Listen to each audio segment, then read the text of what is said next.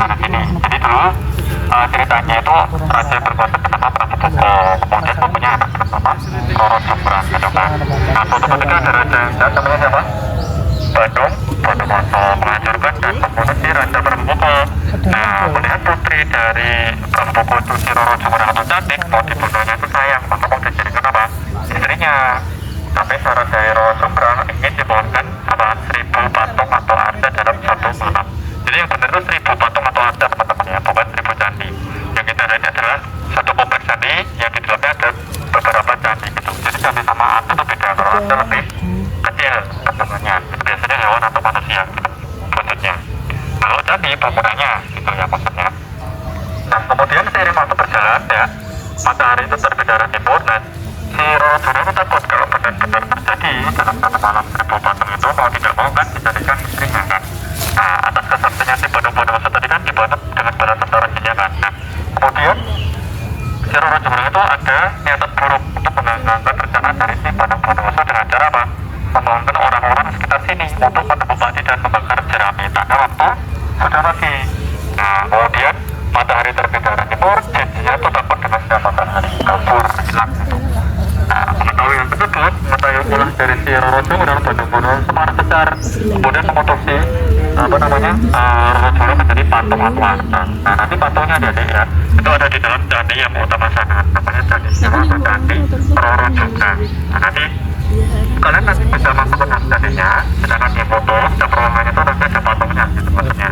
Jadi biar nggak penasaran isi apa dalam candi itu patungnya seperti apa toh, gitu. Nanti boleh di foto pakai tas, boleh video, boleh gitu ya.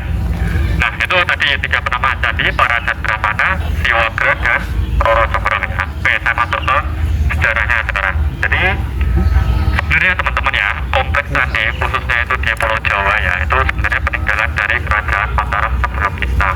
Jadi Mataram Kuno gitu maksudnya. Jadi Mataram Hindu-Buddha. Nah kemudian mereka itu terpecah menjadi 2 dinasti atau 2 kerajaan. Yang pertama dulu dinasti Sailendra, itu aliran agama Buddha, membangun candi Borobudur ya, yang di Magelang tempat Rasulullah datang di sana. Pernah ke sana? Ada yang pernah ke sana dari Borobudur? Belum pernah? Oh ya kapan-kapan ke sana lah, itu juga bagus kan. Nah kemudian dinasti yang kedua yaitu Sanjaya, aliran agama Hindu, membangun candi Prambanan ini. Jadi kalau candi Borobudur dapat 8, candi Prambanan dapat ke 9. Nah ini candi Prambanan dibangun pada abad ke-9, tepatnya pada tahun 856 Masehi oleh pemerintahan dari Raja Rakai Tingkatan yang berkuasa saat itu. Dibangun melalui 3 masa atau 3 generasi kerajaan. Jadi satu masanya itu sekitar 30-40 tahun. Jadi berumurnya 120 tahun, ya 1 abad lebih untuk membangun candi Prambanan ini. Yang dulunya ada 240 candi ya. Jadi bukan 1000 candi ya. Jadi yang dimaksud 1000 candi itu ya itu sebenarnya candi Sewu sana itu yang 3 kompleks candi Buddha tadi. Lumbung, Bubra, Sewu. Sewu kan dalam bahasa Jawa artinya 1000 kan, itu maksudnya. Nah jadi 240 candi itu tersebar di halaman tengah dan di halaman sawah teman-teman. Jadi di halaman luarnya ini tidak ada candinya ini, hanya kebun luas saja.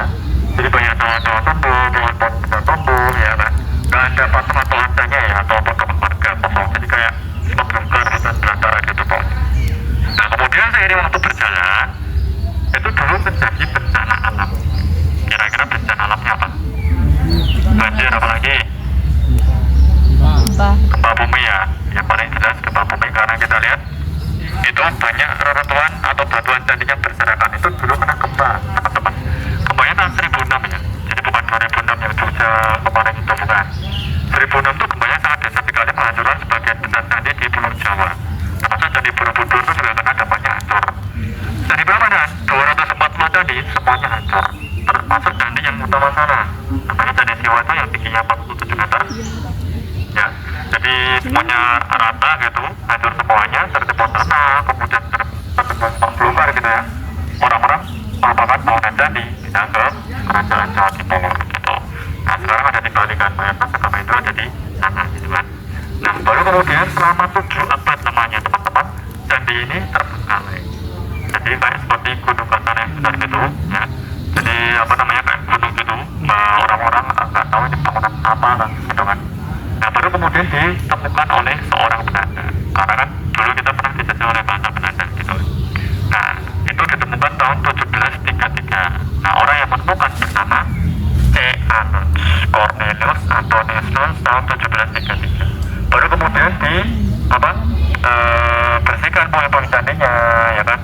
kemudian diteliti oleh para arkeolog ahli sejarah ya. Kemudian awal pembukarannya itu dimulai pada tahun 1918. Nah, setelah melakukan penelitian yang sangat lama gitu kan, jadinya ini letaknya di mana gitu kan, ini jadinya namanya apa gitu dan seterusnya.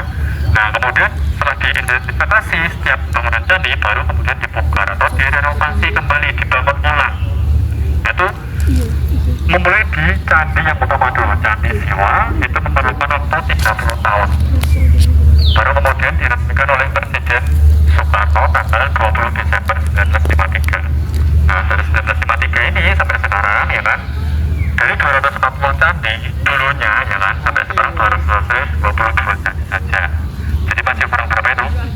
240 kurangi 22 berapa?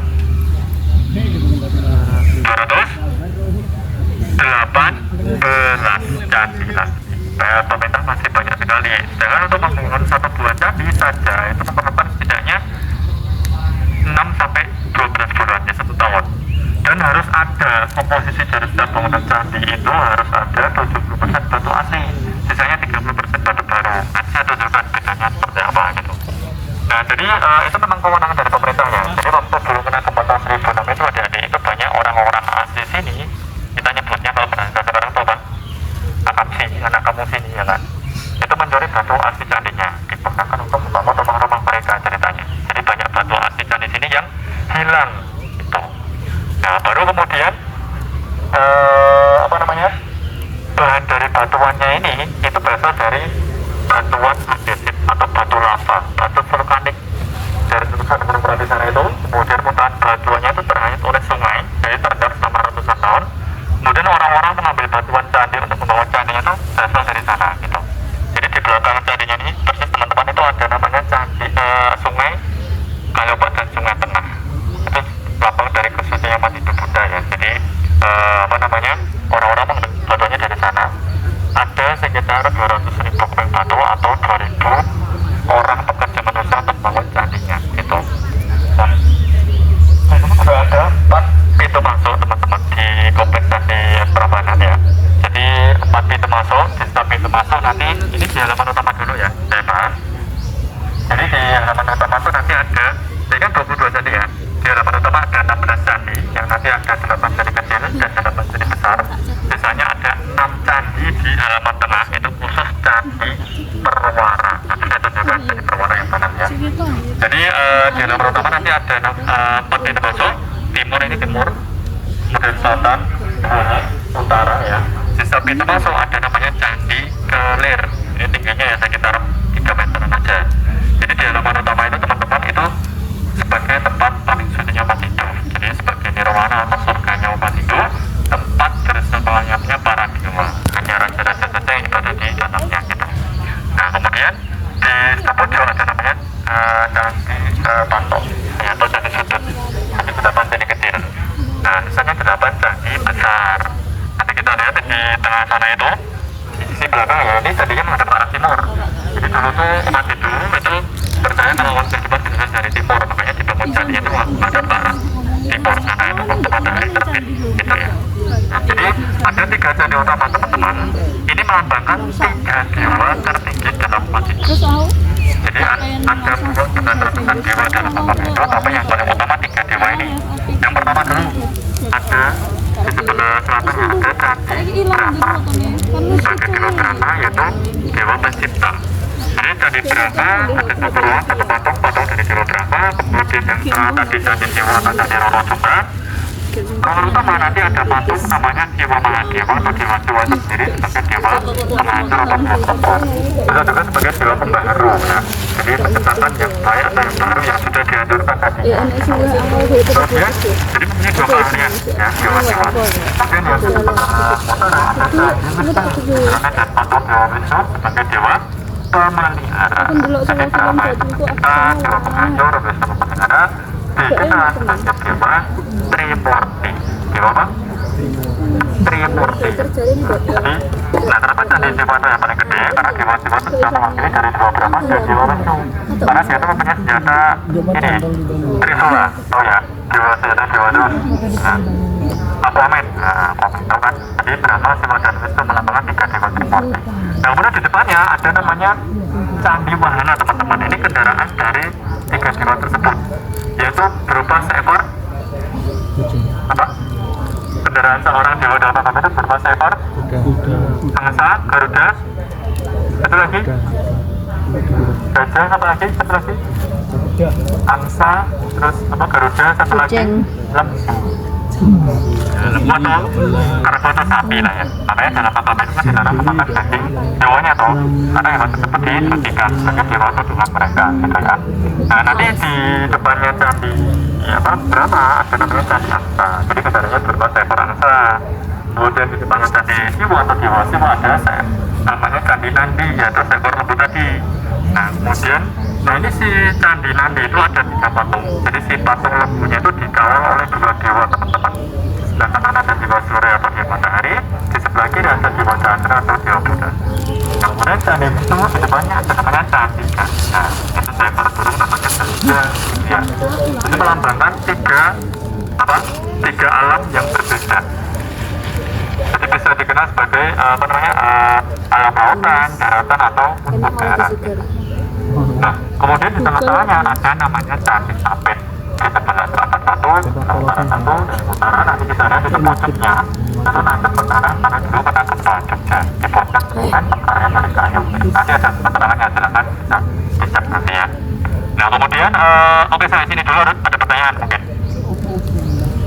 Belum? Tidak ada? Oke, saya lanjutkan ya. Lanjut berapa? Oke, udah 15 menit ternyata nggak terasa ya. Oke, 5 menit lagi ya. Oke. Jadi nanti kita masuk ke dalam candi Siwa teman-teman ya. Itu ada 4 ruangan. Setiap ruangan nanti ada patungnya ya. Dan patungnya itu juga beda-beda. Dan ruangannya juga nggak tembus. Nah nanti silakan kalau pengen masuk ke dalam ruangannya boleh difoto gitu. Oke, saya bahas di candi Siwa dulu ya. Jadi 3 dewa Trimurti tadi ya adik-adik, Brahma, Siwa, dan Wisnu, itu semuanya berjenis kelamin laki-laki ya. Jadi masing-masing 3 dewa ini juga mempunyai 4 tangan. 2 tangan di depan, 2 tangan di belakang. Ada mahkota di atas kepalanya dan serta apa? Bunga teratai sebagai pijakannya, dan ada sarung atau penutup gitu.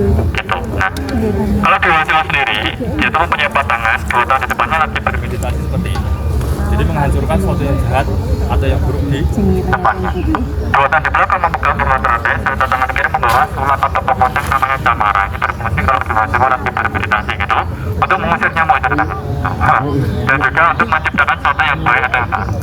Kemudian di atas kepalanya ada mahkota tengkorak kecil serta bulan sabit, simbol dari keagungan seorang dewa-dewa. Kemudian ada mata ketiga di dahi untuk membunuh musuhnya atau para foto yang jahat tadi. Ada ular kobra melingkar di badannya, simbol dari keabadiannya seorang dewa-dewa. Jadi dewa-dewa itu absolut, tidak berawal, tidak terakhir, abadi itu istilahnya. Terus ada sarung penutup, apa banyak dari apa?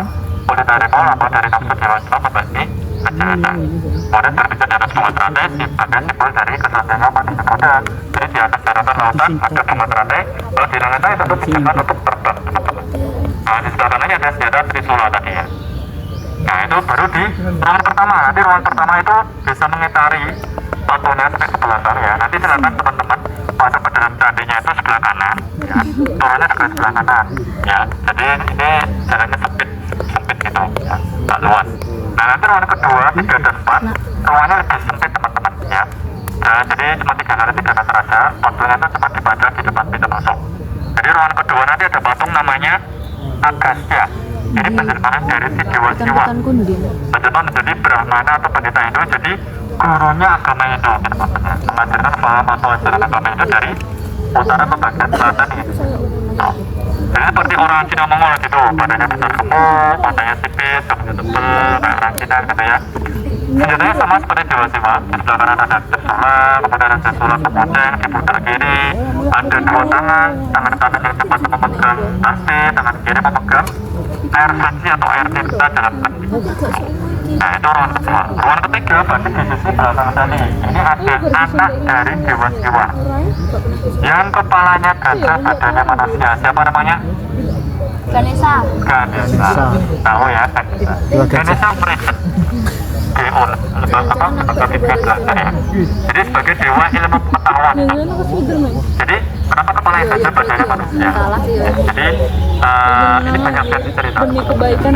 Yang paling terkenal itu waktu si dewa-dewa itu pulang ke rumah mendapati istrinya punya anak. Dia punya anak. Nah, dewasa itu nggak percaya kalau itu adalah anak mereka. Nah, kemudian dewasa itu marah, kemudian memegang kepala anaknya, matilah anaknya. Nah, kemudian dewasa itu pergi ke hutan untuk menanamkan hati serta pikirannya, bertemu dengan seekor gajah. Gajahnya dipegang kepalanya, disambungkan kembali ke tubuh anaknya, hidup kembali sebagai dewa ilmu pengetahuan atau dewa perang, dewa kebijaksanaan juga bisa, dewa penempuran juga bisa gitu. Jadi ya tadi dewa Siwa itu kan sebagai penghancur yang bunuh masa dan juga sebagai pembaru yang baik atau yang baru gitu. Ini sama persis dengan bapaknya ya, ada mahkota juga, ular kobra, mata ketiga ya kan, patangan ya, belalainya itu menyerap air dan mengutama dalam mangkok ya. Jadi dia tuh harus akan ilmu pengetahuan teman-teman. Kemudian tangan kanannya ini kalau utuh memegang gading dan belas cerita Mahabharata gitu. Tapi tangan kiri yang belakang itu memegang kapak sebagai simbol dewa perang. Kalau dewa Siwa kan Samara atau salah keponceng tadi gitu ya. Ini posisinya lagi duduk bersila di atas bunga teratai gitu. Nah kemudian ruangan yang terakhir, ruangan keempat, ini ada patung Roro Jonggrang ya. Jadi satu patung ini menggambarkan dua tokoh orang yang berbeda. Dikira juga sebagai patung dari istri dewa Siwa. Namanya padahal banget istrinya. Nama lengkapnya itu Durga Mahisa Suramardi. Jadi nanti tulisan di batunya itu Durga, tapi biasa juga sebagai patung Roro Jonggrang.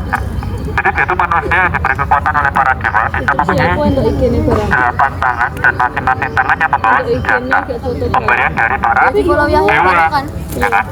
Dan sebelah kanannya ada sebelah kanan dulu ya, ada cakra atau roda kehidupan gitu yang mengatur secara kehidupan gitu. Kemudian ada pedang, ada panah dan menara ekor dari selembur. Kemudian ini namanya Mahesa ya kan. Tadi nama lengkapnya Durga Mahesa Suramardi ini.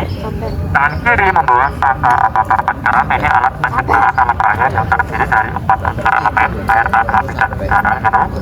Ada perisai utama, unsur tempat tanah panas dan mencabut dari penjelmaan dari si Mahesa lembu tadi, ditarik keluar dari apa?